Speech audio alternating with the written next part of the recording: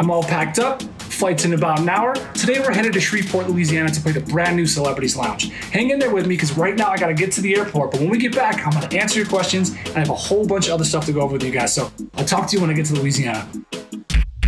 Let's go!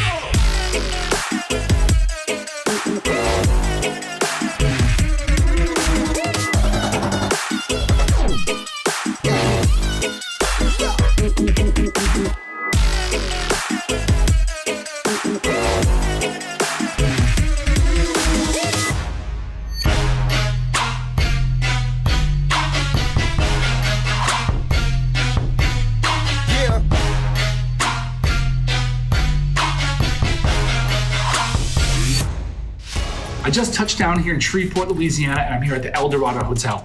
Later on tonight, I'm gonna be playing at the Celebrity Lounge downstairs, but first I'm gonna answer a question I always get when I'm on the road. What's in the bag? I'm gonna go over everything I carry with me in my DJ bag from town to town, from weekend to weekend, to show you exactly what I have in the bag. All right, so let's crack this thing open and see exactly what's in my bag. Laptop. Gotta have the laptop. I should probably have these in the sleeves, but I bring 2 copies of Serato vinyl, or 2 pairs of Serato vinyl, and I usually bring an extra set of butter rugs or slip mats if turntables are available at the nightclub. I bring a Tractor F1 with me, and this is just in case the club doesn't have an S9, which a lot of clubs don't have S9s. So this kind of makes any setup, if I got a Pioneer 800 or 900, it makes it kind of like an S9. I put this in between the mixer and the right deck, and I can map all my loop rolls and cue points and effects to it. So it's a nice thing to have on the road. iPad. Gotta have the iPad. Gotta have something to do on the plane besides work on music. Headphones. I love these because they have this. I need headphones that do the swivel. I would get tons of neck aches when people would give me headphones and they didn't, and they would just kind of bend, but this one swivels, so I pretty much use these because of that swivel. Plus they sound great, so highly recommend these. I always carry 2 sets of Shure M44/7 needles with me. I usually carry extra styluses as well, but they don't make them anymore. But shout out to Dynamics. He just showed me where I can pick up ones from Japan, so I'm gonna grab some of those as well, but always a couple pairs if they have turntables, obviously. Cables, lots of cables. So besides like my power brick for my laptop, I have plenty of USBs, RCAs, and this has saved me so many times with bad USB cables in the club. You know, RCA's not working properly, so I definitely suggest you bring extra cabling. A while back, when I was doing a lot of festival shows and made Monster, the bass on the stage would kill the turntable, so I went to a foam factory and actually had them cut these little foam shock absorbing pieces, but they make better stuff now for this, but I just still have them in there for a rainy day, I guess. All right, here's my little USB book. This has USB-C adapters because I have the new MacBook where it's all USB-C, so they're just USB adapters to USB-C. I bring a whole bunch of different USBs with me. One of these is just screen visuals. One of them is like a backup of crates in case my laptop completely goes out. You know, they all have Serato tone on them, so just a bunch of USB sticks. Original Scratch Live CDs. I don't think I've ever used these, but I got them just in case. Protein bar. Gotta have snacks on the plane. Assortment of markers and pens. I actually used to bring this pencil for the inside of the tone arm when it wasn't connecting the needles right, but I haven't actually had to use this in a while. Advil, because Advil. Here's old Statin stylus cleaner. I can't believe this is still even in there. Earplugs. I wish I would have got these sooner and used these more because I can definitely notice some hearing loss. But I highly recommend go getting your ears fitted and getting some of these because I wish I would have worn these earlier on because I definitely have hearing loss from monitor speakers. But that's pretty much it. That's what I carry with me on a week-to-week basis. Hopefully you guys learned something. I don't know what, but yeah, let's head on down to the club.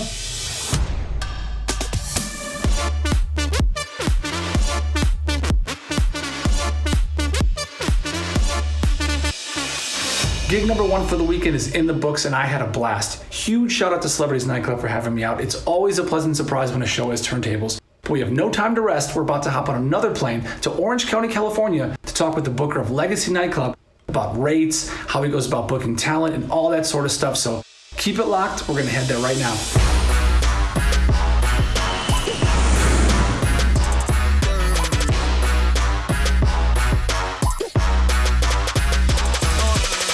so we're here at Legacy Nightclub with the music director, Taylor. What's up, guys? And it's actually really interesting because he's not only the music director that books the DJs here, but he's also a working producer and DJ himself. I think that makes like a really interesting perspective. You get to see both sides. I'm guessing you're probably a DJ before you became a music director. I've been DJing about 10 years now. I would think as soon as you became a booking agent here at this club, that people probably hit you up all the time. Yeah, a lot. With that being said, is there a wrong way to go about approaching someone if you want to work at a club? Because I know a lot of these people probably just cold hit you up. Exactly. They'll just send me with no info about themselves. I'll get text messages from random people. People will show up here and just come on a little strong.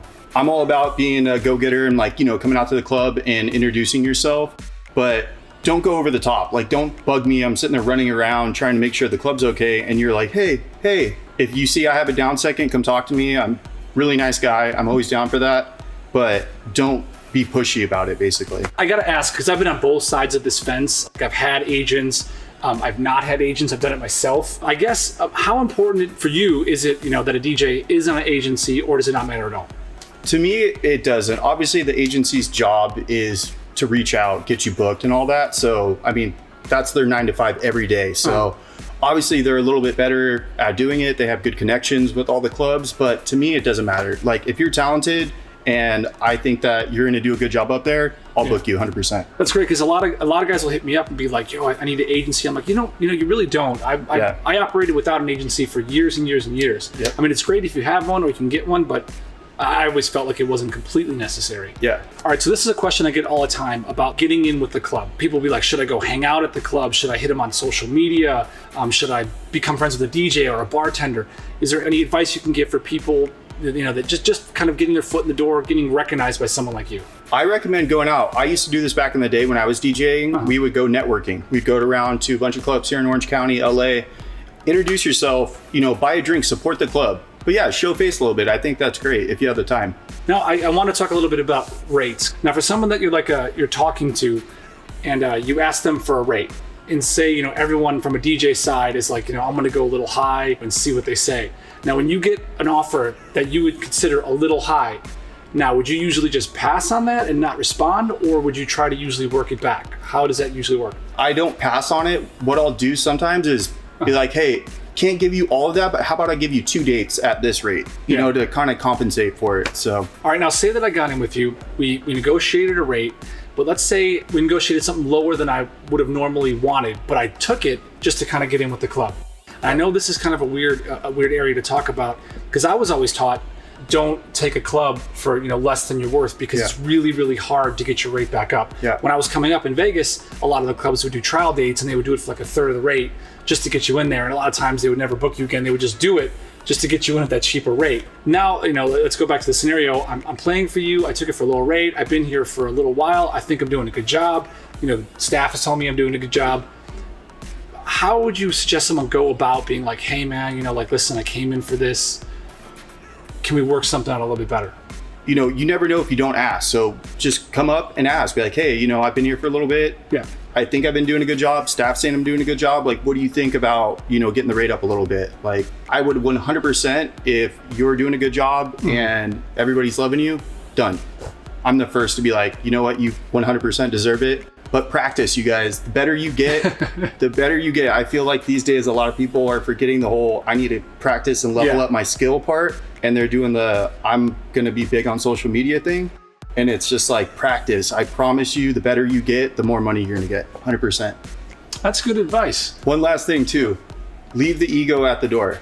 Guys like this that are super talented, the nicest guys in the world. Z-Trip, Vice, all these huge guys are the nicest guys in the world. And I feel like there's a lot of newcomers that have this like chip on their shoulder, like we owe them something. And just don't do that. I promise you, you will get so many more bookings if you're humble like this guy. That's actually great advice, because I always approach it with like, you never know who you're gonna meet. You should be nice to everybody, because you never know who anybody is, and it's just good karma. So yeah, there's definitely no room for ego or attitude. All right, so let's talk residencies. Every DJ wants to be a resident. If you're a traveling guy, you want to have the once every 2 months, once a quarter. If you're a local guy, you want a Friday and Saturday night residency. How do you go about picking a residence, or how do you choose, let's make this guy a resident at my club?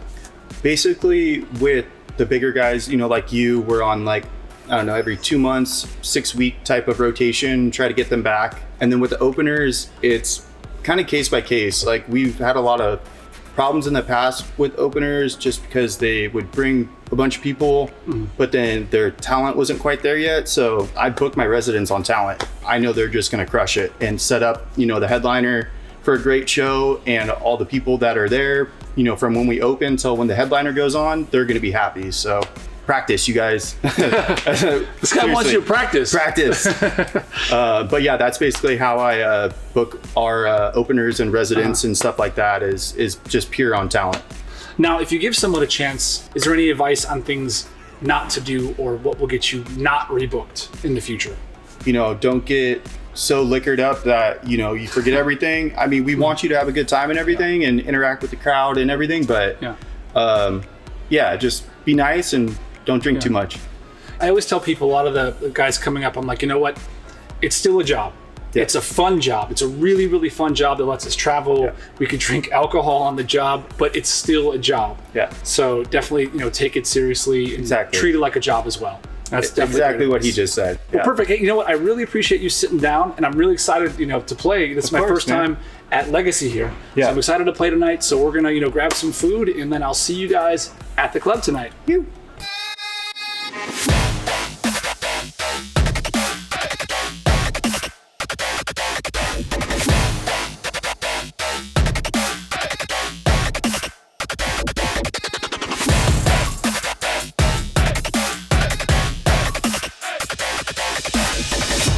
Back in LA, and I want to thank you guys for coming on the road with me.